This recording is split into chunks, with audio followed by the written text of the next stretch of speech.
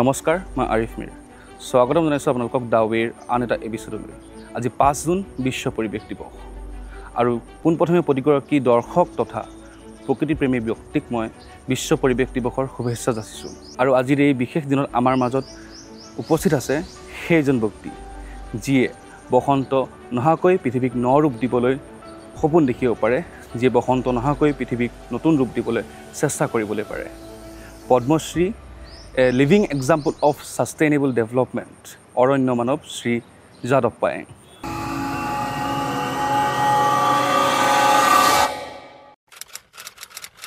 Sir নমস্কাৰ। নমস্কাৰ। পোনপ্ৰথমে আপোনাক আমাৰ অনুষ্ঠানলৈ স্বাগতম জনাইছোঁ আৰু বিশ্ব পৰিৱেশ দিৱসৰ আজি শুভেচ্ছা আপোনাক জনাইছোঁ। আজিৰ এই বিশেষ দিনটোত আপুনি আমাৰ নিমন্ত্ৰণ ৰক্ষা কৰি আমাৰ এই অনুষ্ঠানত উপস্থিত হোৱাৰ বাবে সমূহ টীমৰ হৈ পেলাই আপোনাক আমি কৃতজ্ঞতা জ্ঞাপন কৰিছোঁ। আজি আমি পুৱাতে আহিলোঁ আৰু অহাৰ পিছতো আপোনাক কিন্তু শুই থকা দেখা নাই। আপুনি উঠি গৈছে বা আপোনাৰ দৈনন্দিন যিটো আপোনাৰ ৰুটিনটো এনেধৰণেই নেকি? ৰাতিপুৱা শুই উঠি ৰাতিপুৱা মই 4টা বজাত হাবিত গুচি যাওঁ। থকা কেইদিন মই ঘৰত নাথাকোঁ। সেইকাৰণে মোৰ বিষয়টো হ'ল তাত যোৱাৰো উদ্দেশ্য আছে। সেইখন হাবিলে মানে কাজিৰঙালৈ 60 কিলোমিটাৰ আৰু গড়টো ৰাতি আবেলি 4টা বজাত ওলালে ৰাতিপুৱা মোৰ তাত 4টাত সোমাই যায়। গড় এটা ৰাস্তাত যায়, তাৰ ইনফৰমেশ্যনটো গোলাঘাট, যোৰহাট, মাজুলীত দিব লাগে যে আজি গড় ইমান আহিলে। তেতিয়া সুৰক্ষাটো হৈ চোৰাং চিকাৰীয়ে তেতিয়া মাৰিব নোৱাৰে। মাজুলী, যোৰহাট, গোলাঘাটে প্ৰটেকশ্যন দিয়ে, কাৰণ প্ৰথম যেতিয়া 2012 চনৰ 1 আগষ্টত এটা গড় মাৰিছে তাত। তেতিয়া মই নাছিলোঁ, বম্বেত আছিলোঁ। তেতিয়া সেইকাৰণে ডিপাৰ্টমেণ্টে কৈও গৈছিলোঁ। ডিপাৰ্টমেণ্টে মানে বিশ্বাস কৰা নাছিল যে এইখন হাবিত গড় থাকে। তেতিয়া মই কৈছিলোঁ যে এটা গড় আছে, 9 মাহ দিন আছে, আপোনালোকে অকণমান চাব। কিন্তু তেওঁলোকৰ সেইটো অমনোযোগিতাৰ কাৰণে গড়টো 2012 চনৰ 1 আগষ্টত চোৰাং চিকাৰীয়ে গুলীয়াই মাৰিছে। যাই নহওক, যি হ'ল এতিয়া তেতিয়াৰ পৰা গড় মৰা নাই, প্ৰটেকশ্যনটো পূৰা লাগিছে। আপুনি চোৰাং চিকাৰী থকা বুলি নিজে কেনেকৈ অনুসন্ধান কৰিছিলে বাৰু? অনুসন্ধান মানে চোৰাং চিকাৰীত মই এদিন তাত গছৰ ওপৰত বহি পেলাই ব্ৰেড, বাটাৰ এইবোৰ খোৱা দেখিছোঁ। মানে গছৰ ওপৰত কোনো নাখায়তো। আমাৰ মানুহবিলাকৰ তলেদিয়ে যাব, গছৰ ওপৰততো ৰাতি জোপ লৈ নাথাকে। সেই তেনেকুৱা অনুসন্ধান কৰি সেইটো অনুভৱ কৰি পেলাই তেতিয়া ডিপাৰ্টমেণ্টক কৈ দিছিলোঁ বোলে এইটো চোৰাং চিকাৰীহে হ'ব। আৰু যিহেতু হাতীয়ে ভঙা টিং এচলালৈ ওপৰত চালিলৈ বৰষুণ দি আছে, এনেকৈ বহিছিলে নেকি চাগে। এইবোৰ অনুসন্ধান মানে কোনে কৰিব গছৰ ওপৰত? সেইটো অন্যটো নকৰে, আমিতো নিজে নকৰোঁ। নিজে গঢ়া হাবিখনটো এইটো ক'ৰ পৰা আহে? তেতিয়া অনুভৱ কৰি পেলাই তেওঁলোকক জনাই দিছোঁ যে এইটো চোৰাং চিকাৰীয়ে হ'ব। ছাৰ, আপোনাৰ শৈক্ষিক জীৱন আৰু আপোনাৰ প্ৰাথমিক জীৱনৰ বিষয়ে অলপমান যদি আমাক অৱগত। নহয়, মই পঢ়া শুনা ইমান কৰা নাই, মই ক্লাছ 10লৈকে পঢ়া। কিন্তু মই য'ত ডাঙৰ হৈছিলোঁ, মোৰ সেই ঠাইখন বহু হিষ্ট্ৰিকেল এৰিয়া। ভাৰতৰ অন্তিমখন যুদ্ধ, অসমৰ শেষ পৰাজয়, ব্ৰিটিছ আৰু ম্যানমাৰ আমাৰ হাবিতে মগৰসুঁতি নামৰ ঠাইতে হৈছিল 1826 খ্ৰীষ্টাব্দ 24 ফেব্ৰুৱাৰী না। সেইদিনা তেতিয়া এটাই অসম আছিলে, তেতিয়া নৰ্থ ইষ্ট আছিল। এতিয়া সেইদিনাখন ব্ৰিটিছৰ অধীনলৈ গৈছে। ইয়াণ্ডাবু সন্ধি চুক্তি অনুযায়ী উত্তৰ পূৰ্বাঞ্চল তেতিয়া ব্ৰিটিছৰ অধীনলৈ গৈছে। ভাৰতবৰ্ষত 200 বছৰ ৰাজত্ব কৰিছে, কিন্তু উত্তৰ পূৰ্বাঞ্চলত 125 বছৰে কৰিছে। তাতে মোৰ জন্ম। মই সৰুৰে পৰা দেখিছিলোঁ ব্ৰিটিছৰ দিনৰ জাহাজ ঘাট, ঢাকা হৈ কলিকতাই বস্তু অনা নিয়া কৰে, ককিলামুখ বৰষুণৰ উঠাই তাতে মানে প্ৰথম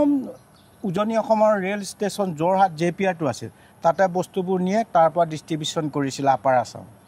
কিন্তু দুৰ্ভাগ্যবশতঃ 1965 চনৰ পৰা 1970 চনৰ ভিতৰত সেইবোৰ 10 কিলোমিটাৰ খহাই লৈ গ'ল, যাৰ বিনিময়ত মানুহবোৰ চেদেলি বেদেলি হৈ গ'ল। হোৱাৰ বিনিময়ত মই গ'লোঁ যোৰহাট জজ কোৰ্টৰ পেস্কাৰ অনিল বৰঠাকুৰৰ ঘৰত থাকি 3য়মান শ্ৰেণীৰ পৰা পঢ়িছিলোঁ। আজি কৰে ডেন্স বেক্সত পঢ়া নাই, আমি থৈলা বস্তা, কলগছৰ ঠাৰি, কট দি। তেতিয়া মই য'ত পঢ়িছিলোঁ 90 নং বালিগাঁও প্ৰাথমিক বিদ্যালয়ত, তেতিয়া এজন বিজ্ঞানী আছিল। তেওঁ কৃষি বিজ্ঞানৰ, তেখেতৰ নাম ডক্টৰ যদুনাথ বেজবৰুৱা। আমাক সৰু অৱস্থাৰ পৰা চাকৰিলৈ যোৱাৰ আগতে আমাক শিকাইছিল গছ পুলিটো ৰুলেই নহ'ব, গছ পুলিটো ৰুই প্ৰতিপালন কৰি ডাঙৰ দীঘল কৰা, গছৰ গুণাগুণ আৰু গছৰ নাম জানিব লাগিব। তেনেকৈ হাতে কামে কৰি শিকাইছিল। আৰু তেতিয়া সেইখন গাঁৱত মোক পাণ পুলি ৰুবলৈ দিয়ে পাণ পুলিটো চবৰ হাতত নহয় একে আহিনে ধান 3 খাওনে পাণ তেনেকুৱা কিন্তু মোৰটো উল্টা হৈ গৈছিল একেটা আহিনতেনে পাণটো ছিঙি খাব পাৰে সেইকাৰণে এদিন স্কুলে যাওঁতে মোক বাটত মোক ক'লে মানে তই এইফালে আছোন তেতিয়া তোৰ হাতটো চাই তেতিয়া কৈছিল মোক কৈছে তই এইটো কামকে কৰিবি এদিন পৃথিৱী আদৰ্শবান হ'বি এইবোৰ কৰোঁতে চাবি কুকুৰে বকি থাকিব হাতীয়ে ঘূৰি নাচায় তোৰ কামটোৱে তই কৰিবি তেনেকৈ উৎসাহ উদ্দীপনা দিছিল সেইদৰে 79ত যেতিয়া পলায়ন কৰি বানপানী আহিল বানপানীত যিবোৰ জেগা খোৱাই লৈ গৈছিল 1965 চনৰ পানীত 1970 চনৰ পৰা সেইবোৰ জেগা দমদমীয়া বালি হৈ গ'ল বালি হ'লতে তাত 79ত তাত মই যেতিয়া মোৰ 13-14 বছৰ বয়স হৈছিল তালৈ গৈ দেখিলোঁ তাত বহু জাবৰ জোঁথৰ চীন দেশ অৰুণাচল প্ৰদেশৰ পৰা আহি তাত লাগি ধৰিছিল আৰু তাত শতাধিক সাপ আহিছিল সাপবোৰ যেতিয়া আগত জেঠ মাহত 12 খৰ মাৰে সেই বছৰ 23 খৰ মাৰিছিল সেই বালি উত্তাপত সাপবোৰৰ মৃত্যুবৰণ হৈছিল তেতিয়া মোৰ মনত বহুত দুখ লাগিছিল সৰুতে দেখা গাঁওখন সৰুতে দেখা গছ গছনি সৰুতে দেখা চৰাই চিৰিকটি সৰুতে দেখা জীৱ জন্তু দেখি পাবৰ কাৰণে মই নিচেই 5 কিলোমিটাৰ আঁতৰত দেউৰী সম্প্ৰদায়ৰ আইতা ককাহঁতৰ ঘূৰিলৈ গ'লোঁ যে সেই যে সাপবোৰ মৰিল সাপ নমৰা কিবা ব্যৱস্থা আছেনে তেওঁলোকে তেতিয়া কৈছিল বিশ্বৰ আটাইতকৈ ওখ ঘাঁহটো ৰুবলৈ কৈছে মই তেতিয়া বুজি পোৱা নাই তেতিয়া তেওঁলোকে বুজাই কৈছিল এই বিশ্বৰ আটাইতকৈ ওখ ঘাঁহটো হৈছে বাঁহ ৰুলে ছাঁ হ'ব ছাঁ হ'লে সাপ নমৰিবা তই গছপুলি ৰুই গৈ থাক তেনেকৈ তেওঁলোকে কোৱাৰ বিনিময়ত দেউৰী সম্প্ৰদায় আইতা ককাহঁতে তেওঁলোকে 50টা বাঁহৰ মূৰা দিলে 25টা বাঁহ দিলে সাপ মৰা ঠাইতে ঘেৰি লৈ 50টা মাটি কলহ কিনি আনি তলত ফুটা কৰি ধান খেৰ এডাল সোমোৱাই 5 দিনৰ মূৰে মূৰে পানী দি বাঁহ লহপহকৈ গজিব ল'লে তাত যিবোৰ গুটি আছিল সেইবোৰ গজিবলৈ আহিলে আৰু গছপুলি ৰুওঁতে 30 বছৰত অটব্য অৰণ্যত পৰিণত হ'ল যাৰ বিনত শতাধিক হৰিণ আহিল হৰিণ অহাৰ লগে লগে ঢেকীয়াপতীয়া বাঘ আহিল গড় আহিল হাতী আহিল আৰু বিলুপ্ত পৰ্যায়ৰ শগুন আহিল এতিয়া ভাৰতৰ শতকৰা 80% তাত চৰাই থাকে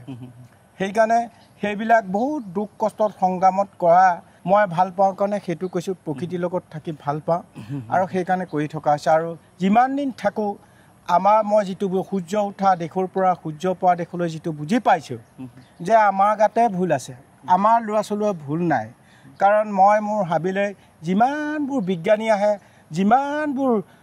বোটানিকেল বিভাগৰ প্ৰফেচাৰ আহে থিয়ৰিকেল গছৰ নাম জানে কিন্তু গছটো চিনি নাপায় নহয় তেতিয়া ল'ৰা ছোৱালীকতো দোষাৰোপ দিব নোৱাৰি সেইকাৰণে মই আশা ৰাখিছোঁ ভাৰতবৰ্ষৰ ৰাষ্ট্ৰীয় শিক্ষানীতি 2023 চনৰ পৰা স্থাপন ফৰ্মুলাটো বনাওঁতে 8 বছৰ লৈছে কাৰণ সেইটো 2014 চনত প্ৰথম শিক্ষামন্ত্ৰী পৰিৱেশ মন্ত্ৰী মহাৰাষ্ট্ৰৰ গভৰ্ণৰ মহাৰাষ্ট্ৰৰ চিফ মিনিষ্টাৰ প্ৰথমগৰাকী মহিলা ইঞ্জিনিয়াৰ আৰু ভাইচ মই গুৰুকুলৰ শিক্ষা তাত আছে 32,000 ছাত্ৰ ছাত্ৰীয়ে তেতিয়াই মই কৈছিলোঁ যে পৰ্যন্ত ভাৰতীয় কলা কৃষ্টি সংস্কৃতি বিকাশ নহ'ব সেই পৰ্যন্ত দেশৰ উন্নতি সাধন হ'ব নোৱাৰে আৰু এইবোৰ শিক্ষানীতিতে সদায় মাতৃভাষাত ক্লাছ তেওঁলোকে দিব লাগে তেতিয়া মন মগজুটো বিকাশ হ'ব মন মগজুটো বিকাশ হ'লে দেশ আৰু জাতিৰ উন্নতি অন্যথাই হ'ব নোৱাৰে সেইকাৰণে ফৰ্মুলাটো বনাওঁতে চাগৈ 8 বছৰ লৈছিল 2023 চনৰ এপ্ৰিল মাহৰ পৰা সেই ৰাষ্ট্ৰীয় শিক্ষানীতিত আছে এতিয়াতো প্ৰেক্টিকেল হ'ব আগতে থিয়ৰিকেল মুখস্থ কৰি পৰীক্ষাত পাছ কৰে সেইকাৰণে মই আশা ৰাখিছোঁ সেইখিনি ল'ৰা ছোৱালীয়ে 24 বছৰ লাগিব 24 বছৰৰ পিছত সেই ছাত্ৰ ছাত্ৰীবোৰ আৰু ভাৰতীয় প্ৰশাসনৰ যেতিয়া আহিব এডুকেশ্যনত আহিব তেতিয়া সমগ্ৰ বিশ্বক সেইখিনি ভাৰতৰ পৰাই নেতৃত্ব দিব সেইটো ভাৰতৰ ঘূৰি আহিছে সেইকাৰণে ভাৰতৰ 140 কোটি মানুহক বেয়া পাব নাজানো গতিকে আপোনাৰ ধৰক এয়া সাপ মৰা যি কাণ্ড আছিলে বা আপুনি সৰুতে আপুনি চৰাইখিনি বিচাৰি ফুৰা এয়া আছিল আপোনাৰ ধৰক আপোনাৰ মনত অৰণ্য এখন সৃষ্টি কৰাৰ যি কাৰণ পোখা মিলিছিল এইবোৰ কাৰণত এতিয়া আপোনাক আমি যদি সোধোঁ যে আপোনাৰ যি এক ধৈৰ্য আৰু আপোনাৰ সাহসৰ যি এক ইমান বছৰীয়া সেউজীয়া যাত্ৰা অৱশেষত আপুনি ফৰেষ্ট মেন অফ ইণ্ডিয়া বুলি খ্যাত হ'ব বুলি আপুনি কেতিয়াবা ভাবিছিল নেকি মই ভবা নাই মই বেয়া মানুহ পোৱা নাছিলোঁ মই য'ত ডাঙৰ দীঘল হৈছিলোঁ সৰুৰে পৰা তাত এজনো বেয়া মানুহ পোৱা নাই তাৰ এজন ফাৰ্ষ্ট টাইম হাবিখন যেতিয়া হৈছিল তেতিয়া এজন DF আছিল অসমৰে গুণীন শইকীয়া বুলি তেখেতে মোক কৈছিল পায়েংগে আমি চাকৰিহে কৰিলোঁ যে তুমি যিটো কৰিলা অসমত নাই ভাৰতত নাই পৃথিৱীত আছে নাই সন্দেহ আছে যে পৃথিৱীত ক'তো নাই তেনেকুৱাবিলাক উৎসাহ উদ্দীপনা অসমৰ পৰাই দিছে আৰু বিশেষকৈ অসমৰ সংবাদ মাধ্যমক আৰু ধন্যবাদ দিম সেই হাবি মাজৰ পৰা মোক উলিয়াই নি বিশ্ব দৰবাৰলৈ নিছে সেইকাৰণে সকলোখিনিৰ লগত সংমিশ্ৰণ কৰি চিৰসেউজীয়া অসমখন চিৰসেউজীয়া কৰা গ্ৰীণ ইণ্ডিয়া কৰা উদ্দেশ্য গ্ৰীণ ৱৰ্ল্ড কৰা মোৰে উদ্দেশ্য সেইকাৰণে মই সেইবোৰ কৰি থকা ল'ৰা ছোৱালীবোৰক লৈ এতিয়া মোৰ খুব গৌৰৱান্বিত তেওঁলোকে সেইবোৰ কৰিছে ভাৰতবৰ্ষত উৰিষ্যাটো গ্ৰীণ কৰে আশা কৰ্মীলৈকে তাত শিকোৱা হৈছে সেইকাৰণে 12 বছৰত উৰিষ্যা গ্ৰীণ এতিয়া গ্ৰীণ ইণ্ডিয়া ৰিভলিউশ্যনটো ভাৰতৰ প্ৰধানমন্ত্ৰীয়ে উৰিষ্যাৰ পৰাই লৈছে তেওঁলোকক বহুত কৰিলে কাৰণ ধৰিত্ৰী নামৰ এটা NGO আছে 1972 চনৰ ছুইডেনৰ ষ্টকহোমত যেতিয়া জলবায়ু পৰিৱৰ্তন যায় সেইদিনাখন পৰা ধৰি তেওঁ NGO খুলি পেলাই বিদেশৰ ফাণ্ডবোৰ আনি মই ক্লাছ 8ৰ পৰা 9লৈ যিখিনি ভাৰতবৰ্ষৰ NGO খুলি ল'লে তেওঁলোকক মূৰ হতুৱাই 3 কোটি পইচা বিলাইছে আৰু কৰিবলৈ উৎসাহ উদ্দীপনা গতিকে এতিয়া সকলোৱে সহায় সহযোগ কৰিছে আৰু ধন্যবাদ দিছোঁ ভাৰতৰ 140 কোটি মানুহ আশীৰ্বাদ আছে গ্ৰীণ ইণ্ডিয়া কৰাৰ পৰা প্ৰত্যেকজন আজি ছাত্ৰ ছাত্ৰীবোৰক এটাই অনুৰোধ কৰিছোঁ যে আগতে তোমালোক জন্মতিথিত কেক কাটিলে এতিয়া কেকৰ বলি এজোপা গছ পুলি ৰুব লাগিব যিমান বন্ধু বান্ধৱী আহিব এজোপাকৈ গছ পুলি দি আজি যেনেকৈ তোমালোকে দিছা তেনেকৈ দিলে মানে সোনকালে গ্ৰীণ ইণ্ডিয়া কৰিবলৈ বেছি সময় নালাগে 1-2 বছৰত হৈ যাব সেইকাৰণে গৌৰৱময় অধ্যায় এতিয়া ভাৰতবৰ্ষৰ ছাত্ৰ ছাত্ৰীসকলে সেইটো অনুভৱ কৰিছে গৰমে দহি নিছে ছাত্ৰ ছাত্ৰী মৰি গৈছে সেইকাৰণে তেওঁলোকে অনুভৱ কৰিছে তেওঁলোকে সেইবোৰ সংৰক্ষণ কৰিবলৈ বা দায়বদ্ধ কৰ্ম কৰিবলৈ দায়বদ্ধ সেইকাৰণে ধন্যবাদ জনাইছোঁ আমিও আজি ধন্যবাদ আজি আমিও ধৰক আজি যদি ইয়াত আহিলোঁ অহাৰ পিছতে আপোনাক গছপুলি জোপা দিয়াৰ আগতে আমি সিদ্ধান্ত এটা গ্ৰহণ কৰিলোঁ যে আজিৰ পৰা আমি যিমানকেইটা শ্ব' কৰিম বা যিমানকেইজন আমি গেষ্ট মাতিম প্ৰতিগৰাকী গেষ্টক আমি এজোপা গছপুলি আমি তেওঁলোকক উপহাৰ হিচাপে দিম তেওঁলোকৰ হাতেৰে ৰোপণ কৰাম গতিকে আমিও এনেদৰে আগবাঢ়ি যাম প্ৰকৃতিক ভাল পাবলৈ আমিও চেষ্টা কৰিম সেইখিনি কথা কিন্তু আপোনাক যদি এটা মই বিশেষ কথা সোধোঁ যে এই 16 বছৰীয়া যাদৱ পায়েং যিয়ে হাতত গছপুলি ৰুই পেলাই এখন অৰণ্য বনোৱাৰ সপোন দেখিছিল আৰু আজি যি যাদৱ পায়েং প্ৰখ্যাত যাদৱ পায়েং যাক ফৰেষ্টমেন অফ ইণ্ডিয়া বুলি জনা যায় পদ্মশ্ৰী যাদৱ পায়েং এই যি যাত্ৰা সেই তেতিয়াৰ পৰা এতিয়ালৈ আপুনি কিবা পাৰ্থক্য দেখা পায় নেকি না পাৰ্থক্য মানে ভাৰতীয় বিজ্ঞানীসকলে APJ আব্দুল কালাম ছাৰে কিছুমান আৰু তেওঁলোকে বহু উৎসাহ উদ্দীপনাৰে 3 দিন 3 ৰাতি জৱাহৰলাল নেহৰু ইউনিভাৰ্চিটিৰ এনভাইৰনমেণ্টেল চাইণ্টিষ্টসকলে গৱেষণা কৰি মোক এই টাইটেলটো দিছে ফৰেষ্টমেন অফ ইণ্ডিয়া মানে 3 দিন প্ৰতিজোপা গছ গছনি চৰাই চিৰিকটি জীৱ জন্তুকে অধ্যয়ন কৰিহে মোক দিছে দিওঁতে এটা কথা উপলব্ধি কৰিব লাগিব যে সেইটো দিওঁতে মই ক'লোঁ যে মই বিশেষকৈ জনগোষ্ঠীৰ মানুহ মিচিং জনতাই গধূলিলৈ আপং খাওঁ এসপ্তাহ দিন মই খাবলৈ পোৱা নাই গতিকে ইয়াৰ ব্যৱস্থাটো কি হ'ব তেতিয়া তেওঁলোকে 5000 দি বটল এটা আনি বেলেগ এটা ৰুমত খুৱাই লৈ অধ্যয়ন কৰিহে দিছে সেইটো সন্মান ফৰেষ্টমেন অফ ইণ্ডিয়া তাৰ খাই লৈ কি কয় নাখাই লৈ কি কয় খালেও একে নাখালেও আমাৰ প্ৰকৃতিৰ লগত হাতে কামে কৰা কামটো একেই ক'ব লাগিব বেলেগটো সাজি ক'ব নোৱাৰে হাতে কামে কৰা কাম সেইকাৰণে জৱাহৰলাল নেহৰু ইউনিভাৰ্চিটিয়ে তেতিয়া সেই অনুষ্ঠানটোত মোক সেই সন্মানটো দিওঁতে তেতিয়াৰ মুখ্যমন্ত্ৰী তৰুণ গগৈয়ে ফোন কৰিছিল ৰাতি 3:30 কৈছে দেশৰ আগশাৰী ইউনিভাৰ্চিটিত দেশৰ গৌৰৱনকে তোমালৈ শুভেচ্ছা নলয় মই তেতিয়া হুকৈ কান্দি দিছোঁ কন্দা উদ্দেশ্যটো কি তেতিয়া মোৰ লগত জিতু কলিতা গৈছিল জিতু কলিতা কৈছে যে অসমৰ মানুহ তেনেকুৱাই আৰু লোকে দিয়াৰ পিছতে গম পায় নহ'লে আগতেও গম নাপায় তেতিয়া দুখ বেদনাত তেতিয়া তাত থকা বিজ্ঞানীসকল তাত থকা MP সকলে তাত থকা ছাত্ৰ ছাত্ৰীয়ে মোক সুধে কিয় আপুনি কান্দিছে অসমৰটো বদনাম অন্যত ক'ব নোৱাৰি গতিকে আৰু মোৰ ল'ৰা ছোৱালীবোৰ সৰু সৰু হাবিতে আছে গতিকে জীৱ জন্তুৰে ভৰা সেইকাৰণে মনত পৰিছে মোৰ চকু পানী ওলাইছে তেতিয়া আৰু অসমলৈ ঘূৰি অহাৰ পিছত আকৌ লখিমপুৰ গাৰ্লছ কলেজে প্ৰথম সম্বোধনা জনাইছে সেইদিনাখনে গৈ পেলাই মই আকৌ তাত সম্বোধনা জনাই থাকোঁতে বম্বেত চন্দ্ৰ মুকানন হলত APJ আব্দুল কালাম ছাৰে মাতি নি মোক মূৰত হাত দি কৈছিল বিশ্বৰ এটাইতকৈ ভাল কাম কৰাৰ কাৰণে তোমাক 60 kg ডায়মণ্ড সেৱাৰ 2.5 লাখ টকা চেক দিছোঁ বিশ্ববাসীৰ কাৰণে ক'লে आपका subject and school and college university बड़ा बड़ा मीटिंग में मत जाइए, ये नहीं इंडिया में इन्वाइट करेगा जाने पड़ेगा, सही नहीं, ऑल ओवर वर्ल्ड जब इन्वाइट करेगा आप जाने पड़ेगा। मैं 3 दिन पिछर पर विदेश যাত্ৰা, আজি 13 বছৰ হ'ল সূৰ্য উঠা দেশৰ পৰা সূৰ্য পৰা দেশলৈ গৈ যিটো অনুভৱ কৰিছোঁ, সেই অনুভৱটোত পৃথিৱীৰ কোনো এখন দেশৰ শিক্ষানীতিত প্ৰকৃতিক ভাল পাবলৈ নাই। নথকাৰ ফলত জলবায়ু পৰিৱৰ্তনৰ কোভিড-19 বাপেক মৰিলেও চুব নোৱাৰে, মাক মৰিলেও চুব নোৱাৰে। তো দেখা পোৱা যায় সেই সময়ৰ ধৰ্মগুৰুসকল শংকৰ মাধৱেই নহওক, যীশুখ্ৰীষ্টই নহওক, বুদ্ধদেৱে নহওক, গোটেইখিনি তেওঁলোকৰ তাত হজৰত মহম্মদে নহওক, তেওঁলোকৰ কেতিয়াও চাৰ্টিফিকেট নাছিল। তেওঁলোকে মানৱ সম্পদ গঢ়িবলৈ জ্ঞানৰ যিটো বিকাশ সেইটো থকাৰ কাৰণে সমগ্ৰ বিশ্বই তেওঁলোকৰ আদৰ্শ লয়। কিন্তু আজি কি হৈ গ'ল, এতিয়া চাৰ্টিফিকেট লৈ পৃথিৱী ধ্বংসলৈ আহিল। টেকন'লজিত ছুইচ টিপিলে 5 মিনিটত চন্দ্ৰগ্ৰহণ পাব, মংগল গ্ৰহ ল'ব, অক্সিজেন নহ'লেতো যাব নোৱাৰে। সেইকাৰণে মই ভাৰতবৰ্ষৰ এতিয়া পথ প্ৰদৰ্শক ভাৰতীয় সামৰিক বাহিনী এয়াৰপৰ্টৰ কৰ্ণেলসকলৰ লগত বহুখিনি কথা পাতিছোঁ আৰু চীনৰ কৰ্ণেলৰ লগতো কথা পাতি। आप धरती नहीं रहेगा देश कैसे रुकेगा, पहले धरती बचा उसके बाद देश रुको, आप लोग का स्कीम पर भी प्लांटेशन करने पड़ेगा। आजिकाলি ভাৰতীয় সামৰিক বাহিনীৰ স্কিমত আছে আৰু এয়াৰপৰ্টক 2% দিবলৈ কৈছোঁ, শতকৰা 2% এইকাৰণেই দিবলৈ কৈছোঁ, তেওঁলোকে প্ৰদূষণটো বেছি এৰে আৰু গছ গছনি ৰুব নোৱাৰে। সেইকাৰণে তেওঁলোকে এতিয়া ভাৰতীয় এনজিঅ'ক ইণ্ডিয়াকো এতিয়া পইচা দিছে আৰু গ্ৰীণ ইণ্ডিয়া কৰিবৰ কাৰণে তেওঁলোকক সহায় সহযোগ কৰি সকলোৱে কৰিব লাগিব। আৰু গৌৰৱময় বিষয়, অইলে যিখন কৰিছে এতিয়া 400 হেক্টৰ ডিগবৈ অইল ৰিফাইনাৰ, তাত মানে ফৰেষ্ট ডিপাৰ্টমেণ্টে মাতি লৈ তেওঁলোকে গ্ৰীণ কৰিবৰ কাৰণে 400 হেক্টৰ নিজে প্ৰজেক্ট কৰি নিজে গছপুলি ৰুইছে। ভাল কাম। সেইকাৰণে কোম্পেনীসকলক সহায় অকল মই কৰিলেই নহ'ব, এই পৃথিৱীক ৰক্ষা কৰিব সকলোৱে কৰিবলৈ। আমাৰ ভাৰতৰ আদৰ্শ লৈ সমগ্ৰ বিশ্ব এতিয়া কৰিবলৈ ফ্ৰান্সত মোৰ নামতে মোৰ তাৰ পৰা গুটি নি তেওঁলোকে এখন ফৰেষ্ট বনাইছে। মেক্সিকোত 8 লাখ হেক্টৰ তাত প্লেণ্টেশ্যন, পৃথিৱী এখনেই, পৰিয়াল এটাই। গ্ৰীণ ইণ্ডিয়া গ্ৰীণ ৱৰ্ল্ড কৰাটো মোৰ স্বভাৱ, যি দেশলৈ মাতিব সেই দেশলৈ যাব লাগিব, কাৰণ পৃথিৱীখন সেউজীয়া কৰা প্ৰত্যেকজন ব্যক্তি কৰোঁ। সেইকাৰণে মই আশা ৰাখিছোঁ আমাৰ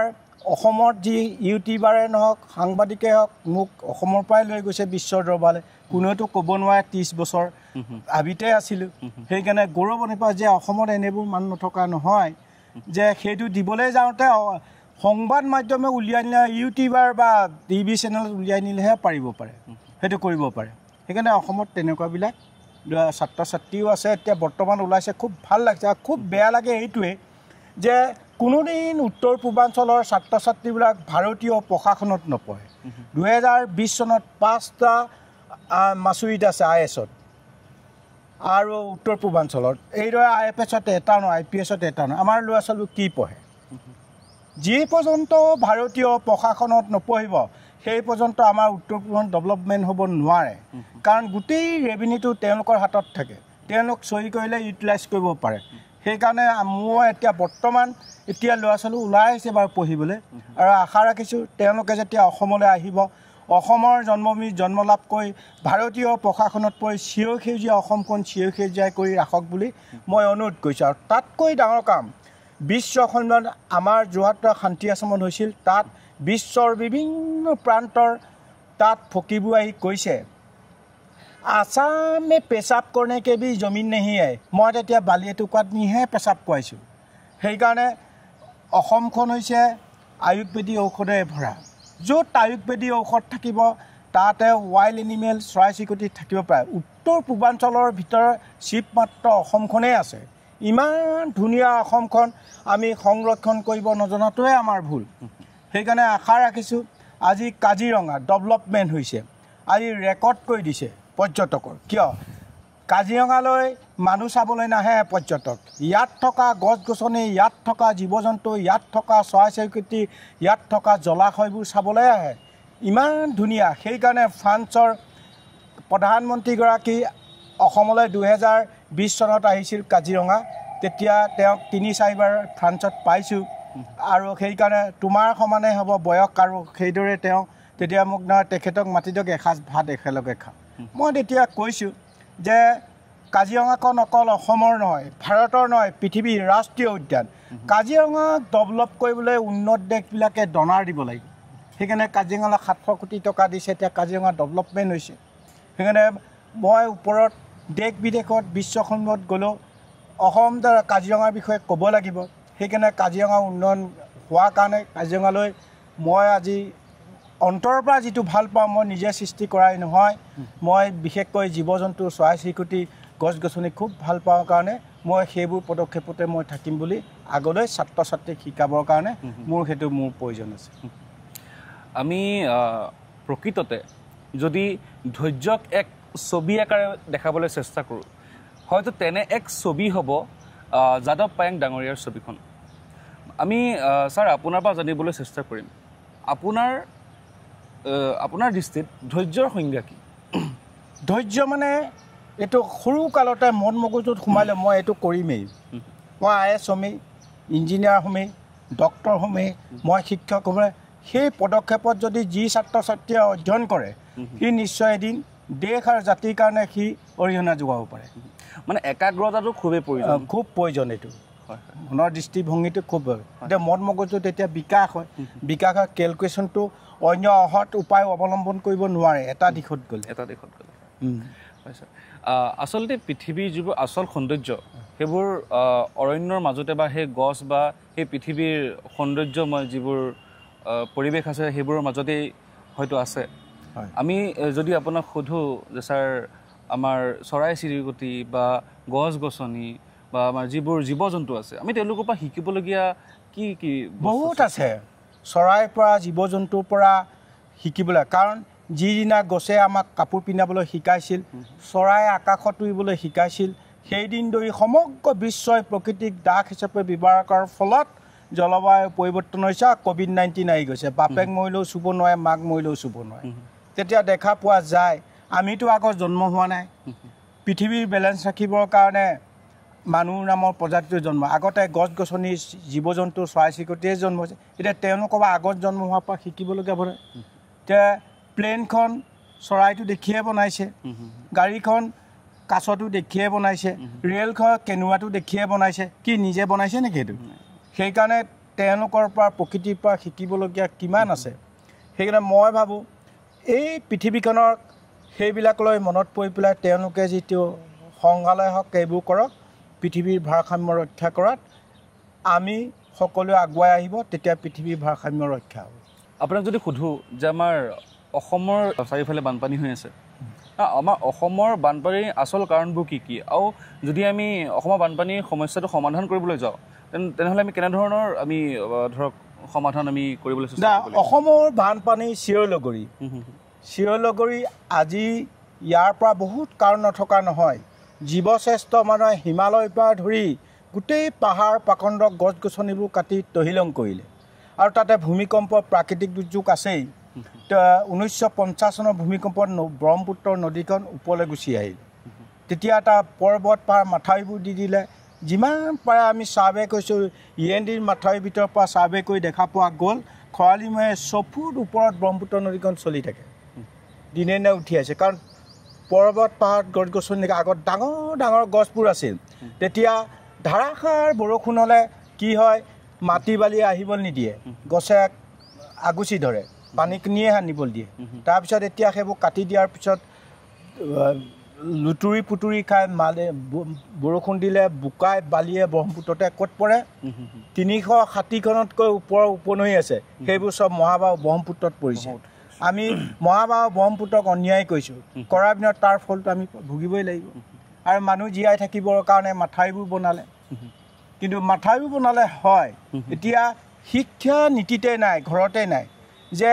বানপানী হ'লে মাথাউৰি ভাঙিলে মানুহ যে বাচিব লাগে এতিয়া নিজে জীয়াই থাকিবলৈ তোমালোক ইউটিউবাৰ আছা ছাত্ৰী আছা তোমালোকক কৈছোঁ এটা কথা